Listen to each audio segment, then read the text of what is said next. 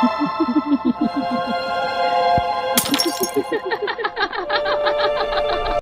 guys, welcome back to my channel. Thank you sudah sudah klik video ini. Hai, bertemu lagi kita di cerita seram Jumat tahun 2023. Kali ini saya akan ceritakan tentang cerita seram asrama. Oke, ceritanya berbunyi begini. Di dalam sebuah sekolah kan adalah murid 3 orang, Abu, Abi, dan Adi. Abu, Abi, Adi. Oke. Dorang baru masuk sekolah, baru masuk tingkatan 1, sekolah berasrama. Jadi adalah senior kan yang kasih tahu dorang, di sini ada satu bilik di ujung itu, kamu jangan sesekali masuk bilik itu sebab bilik itu ada penunggu, dia cakap.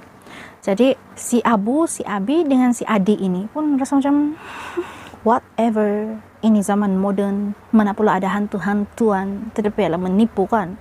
Terus abang sini ini cakap, kalau kamu mau tuh cerita dia begini. Abang sini mengatakan bahwa ada satu murid yang bernama Ali pernah tinggal di asrama, dan satu malam si Ali ini sedang tidur. Dia tidur kiri kanan tidak boleh tidur, dia rasa macam tidak sedap mau tidur, dia tidak dapat tidur lah kan. Lampu sudah kena tutup jadi gelap, tinggal lagi lampu koridor. Tiba-tiba dia rasa macam ada bayang-bayang di bagian tingkap, ke kiri ke kanan. Dan si Ali pun tengok begini, kenapa ini orang ini lalu lalang di depan tingkap bilik kami, dia cakap. Terus dia baring lagi, dia pusing kanan, dia rasa macam tiada apa-apa, dia pusing kiri, muncul satu nenek duduk di tepi katil dia di sebelah kiri. Lepas tu si Ali dengan keadaan terkejut, dia tarik selimut, dia tinggal mata lagi dengan tangan menggeletar. Lepas tu nenek tu jawab, "Cu, cari nenek ke?" Lepas tu kan si Ali terkejut, terus dia macam dia tarik tu selimut.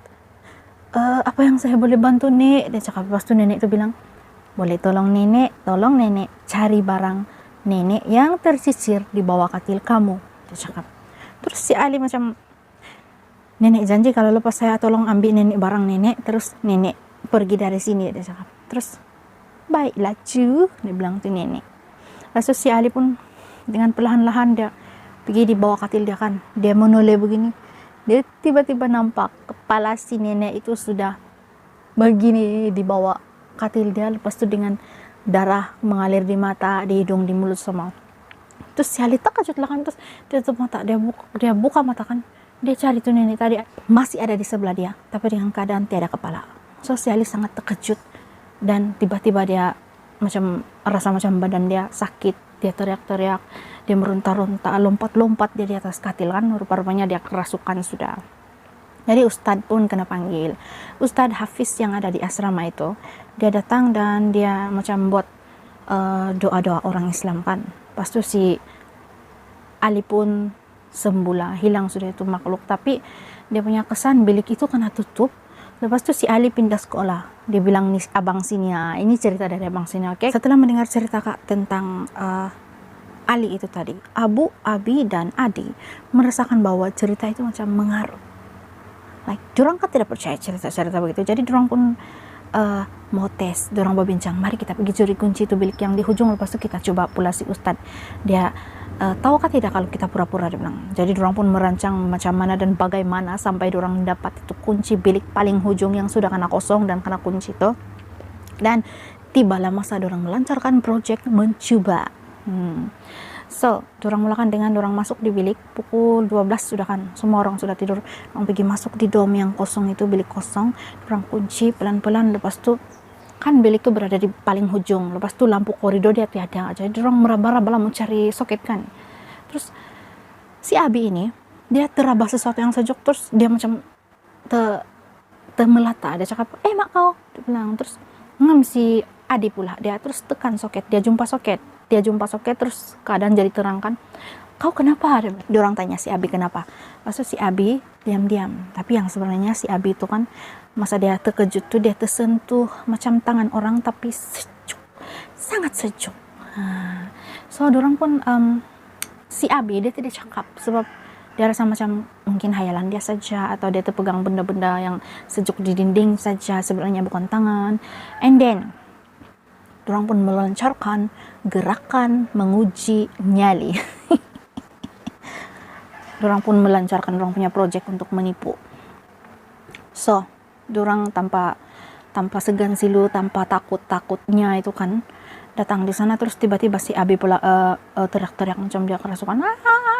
Terus dia ketawa-ketawa, duduk berdiri menari kan. Dia buat macam aksi aksi orang kerasukan, kesurupan. So si Abu dengan si Adi ini bertugas untuk memanggil Ustadz. Dorang pergi rumah Ustadz. So dorang ketuk Ustadz tolong kawan kami si Abi kerasukan.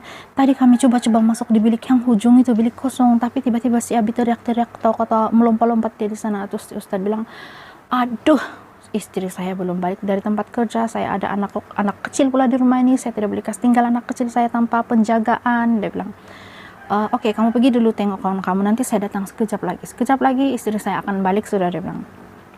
Terus si Abu dengan si Adi jalan balik pergi di bilik itu kan. Pas tuh dorang gelak-gelak sama-sama, Ustadz tadi percayalah yang kau kerasukan, jadi kita tunggu Ustadz saja lah kan. Dorang tengah bersembang, tiba-tiba Ustadz datang. Terus si Abi ini pun dia lanjut dia punya aksi pura-pura kerasukan, begitu kan. Terus si Ustadz pun buat ruqyah, dia buat macam doa-doa itu yang meruqyah, dia bilang tuh dalam bahasa orang Muslim kan. So si Abi ini pun macam yang terus dia cool down pun, tapi masih lagi dia begitu-gitu, masih yang macam ada sisa-sisa kerasukan lah kan. Terus Ustadz bilang, kamu genggam tasbih ini dan kain putih ini. Saya akan kembali bersama botol untuk mengurung jin yang ada di tubuh kamu, dia bilang si Ustadz. Jadi Ustadz pun jalan. Terus dorang bergelak ketawa di sana. Ustadz kena tipu, dia ingat saya betul-betul kena rasuk. Terus dia bagi kain putih lagi, dia bagi lagi tasbih konon-kononnya untuk mengawal setan-setan yang ada di sini. Padahal saya tidak kerasukan, dia bilang si Abi. Dorang ketawa lah, Abi dan Adik ketawa gelaksakan. Tiba-tiba suara Ustadz itu, tadi cakap kerasukan, ini sudah oke pula, si Ustadz cakap. Terus si Abu bilang, hai, kan tadi Ustadz sudah kasih sembuh dia, jadi dia sembuh lah. Terus Ustadz tuh garuk-garuk kepala, bila masa pula Ustadz datang, ini baru datang sekarang ini, kan saya punya istri belum balik tadi, jadi saya tunggu dia balik baru datang sini, Ustadz cakap kan. Terus si Adi, Abu dan juga Abi semacam terkejut. Terus dorang auto tengok apa yang si Abi pegang. Rupanya apa yang si Abi pegang ialah tulang macam tulang bangkai hewan pendek. Kemudian dia sedang memegang segumpal rambut, macam rambut nenek tua, yang rambut panjang bergumpal-gumpal, tapi dia ada hitam putih. Terus dia buang begitu. Nah, jadi siapakah yang menyamar jadi Ustadz tadi datang menyembuhkan si Abi yang sedang pura-pura kerasukan? Sementara dorang semua saling memandangkan, tiba-tiba di luar bilik itu terdengar suara mengilai. Terus si Ustadz pun baca doa sampai semuanya tenang. Terus dorang kunci balik itu bilik. Si Abu, si Abi dan si Adi kan ada ndak besok siang dia. Dan demikianlah cerita kita pada minggu ini, guys. Saya harap kamu terhibur dengan cerita yang agak-agak plot twist juga ini. Lain kali jangan terlampau kita dihadap atau terlalu merasa yakin yang kita itu sentiasa tepat. Sebab kita tahu syaitan, iblis memang ada di dunia kita, cuma mereka akan datang dalam berbagai bentuk yang mungkin kita tidak sadar. Kan? Thank you for watching, guys. Awesome, stay safe, sehat, dan tetap semangat melalui hari-hari yang akan datang. Kalau kamu ada cerita, kirim-kirimlah juga di email saya ini. Oke? Saya akan bacakan cerita kamu sehabis baik yang saya boleh. Terima kasih. Bye-bye.